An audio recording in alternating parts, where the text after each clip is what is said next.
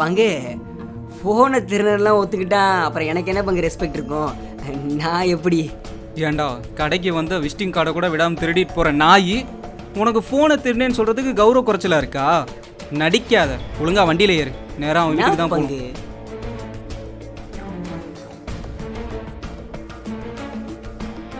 அண்ணே உங்கள் ஃபோனை எடுத்தது இவன் தான்.